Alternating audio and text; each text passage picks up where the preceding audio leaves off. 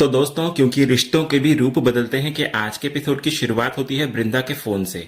वो अंगद को बता रही होती है कि वो बस 5 मिनट में उनके मिलने की जगह पर पहुंच रही है और उसको जल्दी से बाहर आने के लिए कहती है। तो अंगद उसको भरोसा दिलाता है कि वो किसी तरह बाहर आने का इंतजाम करता है। इसके बाद जब अंगद अपने कमरे से बाहर निकलता है तो वो देखता है कि बाहर सगाई की फंक्शन चल रही है। घर में मेहमान होते हैं, नाच गाना चल रहा होता है। ये देखकर अंगद सोचता है कि सब लोग जश्न में डूबे हैं और यही मौका है चुपके से निकलने का। लेकिन जैसे ही वो दरवाजे की तरफ बढ़ता है, बीकू उसे देख लेता है और रोक लेता है। इसके बाद बीकू सीधे अंगद से पूछता है कि वो कहाँ जा रहा था। तो अंगद बहाना बनाता है कि वो मेहमानों को देखने जा रहा था, लेकिन बीकू उसकी बात नहीं मानता और बताता है कि अंगद की आई ने उससे पहले ही कह दिया था कि अंगद पर नजर रखना, वो कोई ना कोई गड़बड़ करता रहता है। वो कहता है कि उसकी आई ने यह भी कहा था कि अगर सगाई में कुछ भी उल्टा सीधा हुआ तो जिम्मेदारी बीकू और भारती की होगी, अंगद की नहीं।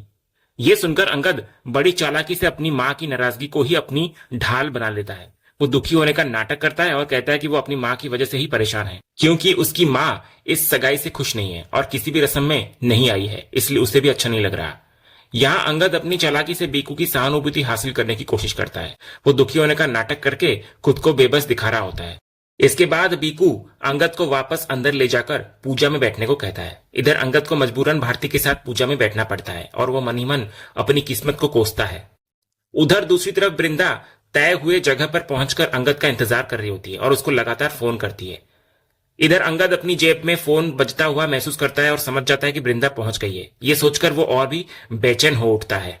इसके बाद जैसे ही पंडित जी सगाई की रस्म शुरू करते हैं और दोनों को हाथ आगे करने को कहते हैं, अंगद एक आखिरी कोशिश करता हुआ नजर आता है। वो अचानक बोल पड़ता है कि उसे बहुत जोर से बाथरूम जाना है और वो 2 मिनट में वापस आ जाएगा। इधर पंडित जी उसको रोकते हुए कहते हैं कि रस्म शुरू होने के बाद उठना अपशगुन होता है। बीकू भी इस पर नाराज होता है, लेकिन अंगद जिद पर अड़ जाता है कि वो 1 मिनट भी नहीं रुक सकता। इसके बाद जैसे ही अंगद बाथरूम जाने की जिद करता है, भारती धीरे से उसको टोकती है कि ये सही समय नहीं है। लेकिन सबको हैरान करते हुए पंडित जी अंगद को जाने की परमिशन दे देते हैं, पर वो एक शर्त रखते हैं कि एक बार मुख्य पूजा शुरू हो गई तो बीच में नहीं उठना है। तो ये सुनते ही अंगद हड़बड़ी में वहां से निकल जाता है। इसके बाद अंगद दूसरी तरफ उस जगह पहुंचता है जहां वृंदा ने उसे बुलाया था, पर वहां कोई नहीं होता, सिर्फ वृंदा की गाड़ी होती है। वो घबराकर तुरंत वृंदा को फोन करने लगता है, लेकिन फोन नहीं लगता वृंदा का। दूसरी तरफ घर पर माहौल बिगड़ने लगता है। पंडित जी कहते हैं कि सगाई का शुभ मुहूर्त बीता जा रहा है। बीकू को गुस्सा आता है कि अंगद 2 मिनट बोलकर कहां गायब हो गया। वो नंदू को अंगद को ढूंढने भेजता है। इसके अगले ही पल नंदू लौटकर एक चौंकाने वाली खबर देता है कि बाथरूम पूरी तरह खाली और सूखा है, ऐसा लग ही नहीं रहा कि कोई वहां गया है। यह सुनते ही बीकू का शक यकीन में बदलता हुआ नजर आता है। भारती भी परेशान होकर उठने की कोशिश करती है, लेकिन पंडित जी उसको अपशगुन का डर दिखाकर रोक देते हैं।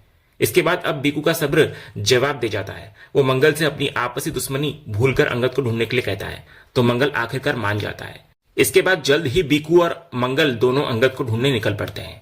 वहीं दूसरी तरफ अंगद जहां पर वृंदा का इंतजार कर रहा होता है, बीकू ठीक उसी जगह पहुंच जाता है। जैसे ही अंगद पीछे मुड़ता है, वो बीकू, मंगल और उसके आदमियों को वहां देखकर हैरान हो जाता है। इधर अंगद अपनी हैरानी छिपाते हुए कहता है कि उन लोगों ने तो उसे डरा ही दिया था।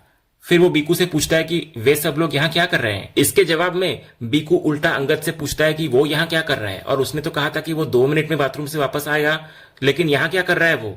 बीकू जानना चाह रहा होता है कि आखिर क्या चल रहा है। इस पर अंगद एक और कहानी बनाता है। वो कहता है कि वो बाथरूम गया था, लेकिन वहीं पर उसकी माँ का फोन आ गया। बीकू तुरंत पूछता है कि अगर फोन बाथरूम में आया था तो वो वहां से बाहर क्या कर रहा है। तो अंगद सफाई देता है कि वहां नेटवर्क नहीं आ रहा था, इसलिए वो बात करने के लिए खुली जगह पर आ गया। लेकिन बीकू शक भरी नजरों से अंगद को देखता है और पूछता है कि क्या वो कुछ ढूंढ रहा था। तो अंगद कहता है कि वो नेटवर्क ही ढूंढ रहा था। यह सुनकर बीकू कहता है कि अब बहुत हो गया। वो अंगद को कहता है कि उसको जिसके पीछे भी भागना है, जिसको ढूंढना है या जिसके लिए रोना है, वो सब कुछ सगाई हो जाने के बाद करे। इतना बोलकर बीकू अंगद को वहां से ले जाता है। इसके बाद कहानी में एक बड़ा मोड़ आता है। हमें दिखाया जाता है कि असल में वृंदा के साथ क्या हुआ था। जब वो सड़क किनारे खड़ी होकर अंगद को फोन कर रही थी, तभी पीछे से एक बाइक आ रही होती है जिसमें एक लड़का और लड़की होते हैं। अचानक बाइक फिसल जाती है, जिसकी वजह से वो दोनों गिर जाते हैं, लेकिन उनकी फिसलती हुई बाइक सीधे जाकर वृंदा से टकरा जाती है, जिससे उसको चोट लग जाती है और वो नीचे गिर जाती है। तभी आसपास के लोग आकर उसको फौरन एक ऑटो में बिठाकर अस्पताल ले जाते हैं, लेकिन इस अफरा तफरी में उसका फोन वहीं सड़क पर छूट गया होता है। यही वजह होती है कि अंगद का फोन उस तक नहीं पहुंच पा रहा होता। उधर दूसरी तरफ सगाई के फंक्शन में वापस आकर अंगद का दिल और दिमाग पूरी तरह से वृंदा में अटका हुआ होता है। वो मन ही मन सोच रहा होता है कि वृंदा ठीक तो है ना। जहां वो लोग मिलने वाले थे वहां वृंदा की गाड़ी थी, पर वो नहीं थी।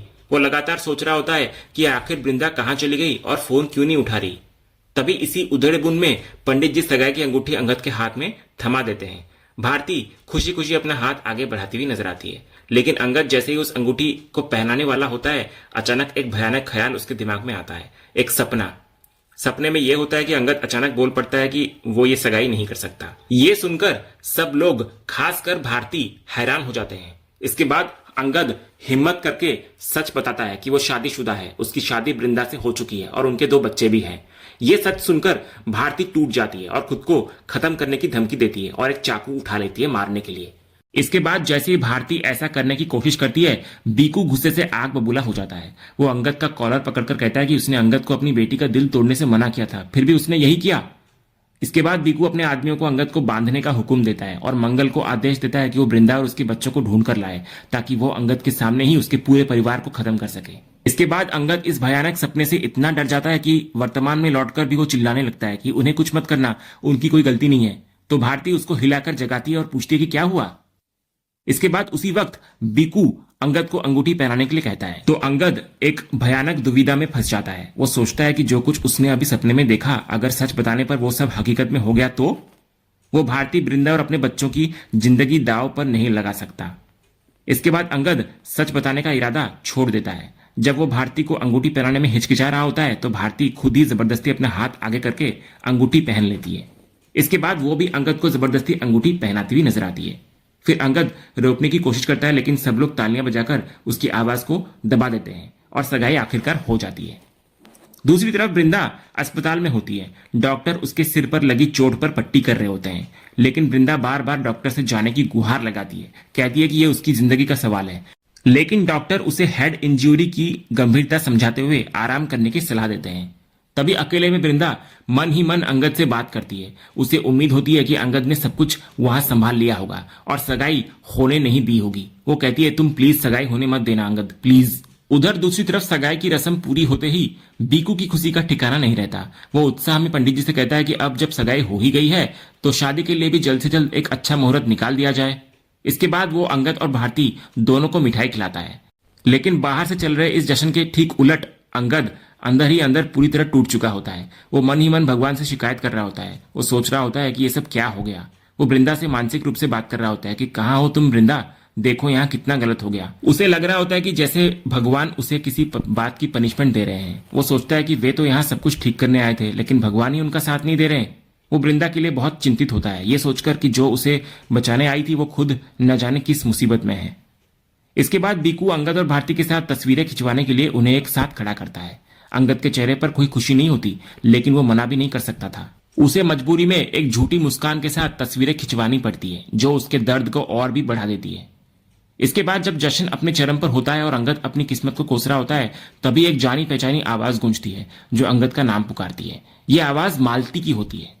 अंगद आवाज सुनकर बाहर की ओर भागता है और देखता है कि दरवाजे पर मालती खड़ी है। मालती को वहां देखकर अंगद के चेहरे पर हैरानी के भाव आ जाते हैं और इसी हैरान कर देने वाले सीन के साथ आज का ये एपिसोड यहीं पर खत्म होता है। तो दोस्तों, आपको आज का ये अपडेट कैसा लगा? अपनी राय हमें कमेंट बॉक्स में जरूर बताएं। अगर आपको आज का ये वीडियो पसंद आया हो तो वीडियो को लाइक और शेयर जरूर करें और ऐसे ही लेटेस्ट एपिसोड के अपडेट जानने के लिए हमारे इस चैनल को सब्सक्राइब करना ना भूलें। मिलते हैं अगले वीडियो में, तब तक के लिए धन्यवाद।